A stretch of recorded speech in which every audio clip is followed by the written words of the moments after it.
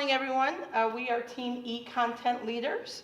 I am Mary Susie. I'm the North Dakota State Librarian. My colleagues are Steph from Kichigami Regional Library in Minnesota. Emily Cassain from the Minnesota State Library Services. Daniel Berniston from the University of South Dakota. And we are the only North Dakota tri-state team. And our project was to create the eBook Help Hub. And so Emily is going to talk about the handouts that were in videos that were developed. A main part of our project is to help patrons and librarians know how to access ebooks on devices. A lot of times someone will come into the library, they've been maybe given an e-reader, and they're not sure, they know they want to use it to read ebooks, but they're really not sure what the first step is or second or third steps. So they'll come to the library, and the librarian may be familiar with the device, they may not. They may know Apple, and this person has an Android. So what we did is we pulled together some really simple, easy-to-use resources that patrons and librarians anywhere can use to get started using their e-readers and get to reading ebooks. So far, we've focused on 2 platforms that are used in our 3 states. It's 3M and Overdrive. So along the top menu of our website, we have the 3M Cloud Library and Overdrive, and for each of those 2 platforms, we have some simple instructional videos from the vendors. They're sort of short, bite-sized videos that people can use to download the app, how to get started reading an ebook, simple controls on their devices. Most of the videos are under 2 minutes and really focus on the information that the person will want, sort of step by step. We've accompanied the videos with handouts that reiterate the information in the videos, because we know some people are visual learners, they want to see it on the video. Other people like to read about it and follow step by step. So we've been careful to keep those learning styles in mind, and that also libraries can print out the handouts if they'd like. So far we have those 2 platforms and those 2 ways of getting information across to people. Now Daniel's going to talk about another aspect of our program.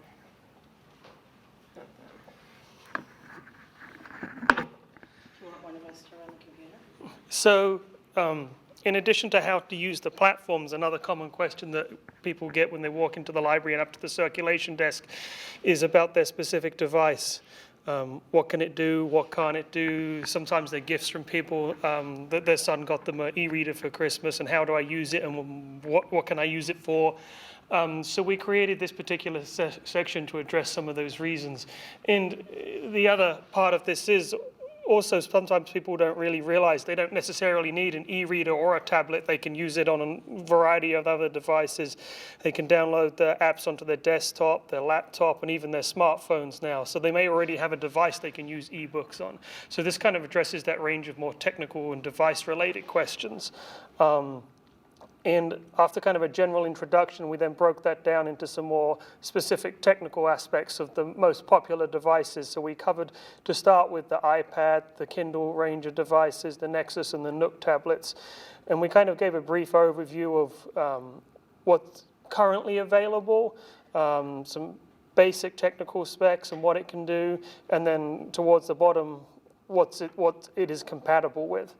And then to kind of simplify it, when people get those questions of which one should I buy, which one works best for me, we kind of created this simplified chart that kind of compares the core points of what each device can and can't do. So you can see kind of at a glance which one might work best for me and how I'm going to use it. So kind of simplifying it, and then let's have a look here.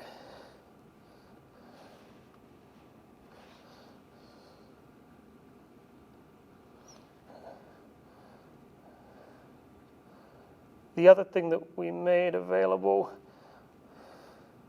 was some more resources for those who really want to get into the details of the difference between like the iPad, the Kindle, and the Nook, which is one of the really common questions people have. There's some links to some recent articles here for the latest editions that kind of goes into the detail, everything from the weight, the size, the memory, what it can do, what it can't do. So you can really dig into this section depending on how much you really want to know, from the basics down to the details of which ones have a camera, which don't, which one has audio, which doesn't. So it kind of covers all levels of user.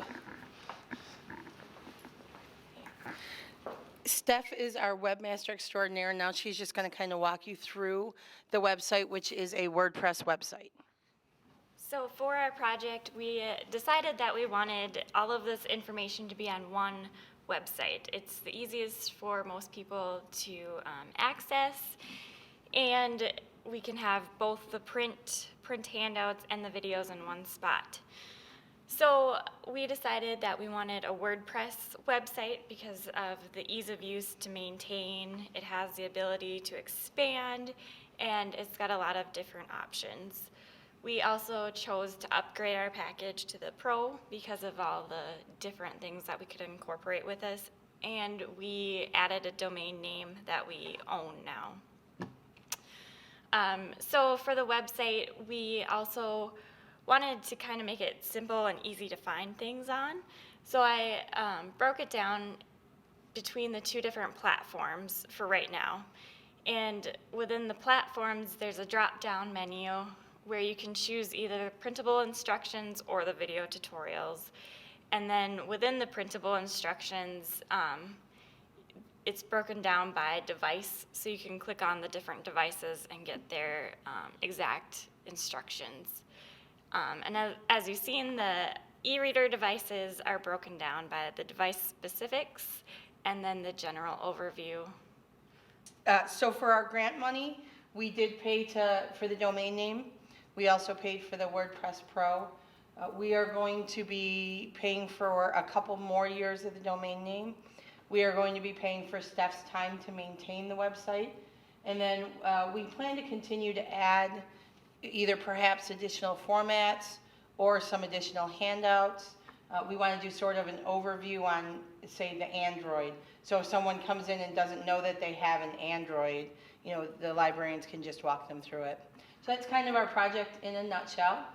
We did, when meeting with Kristen yesterday, talk about our marketing plan.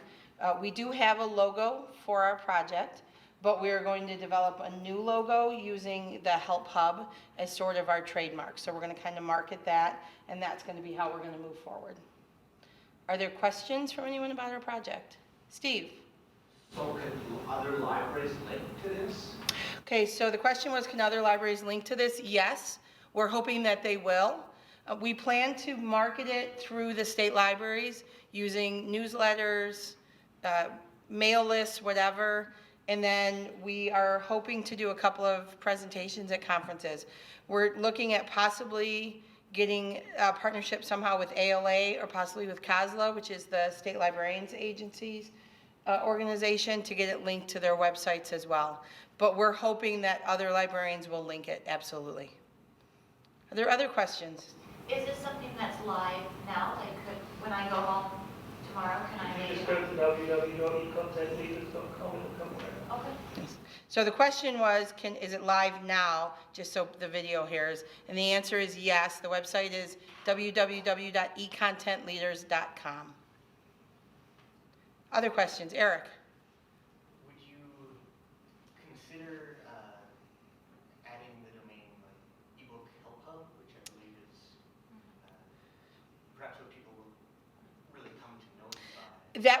That was actually an idea that Kristen had suggested yesterday, and so we're looking into what are the options. HelpHub.com is actually already taken. HelpHub.info is free, and HelpHub.org.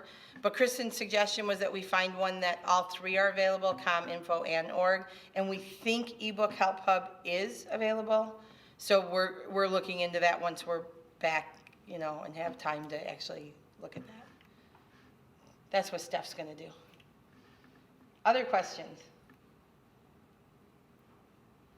Okay, well, thank you very much for your time this morning.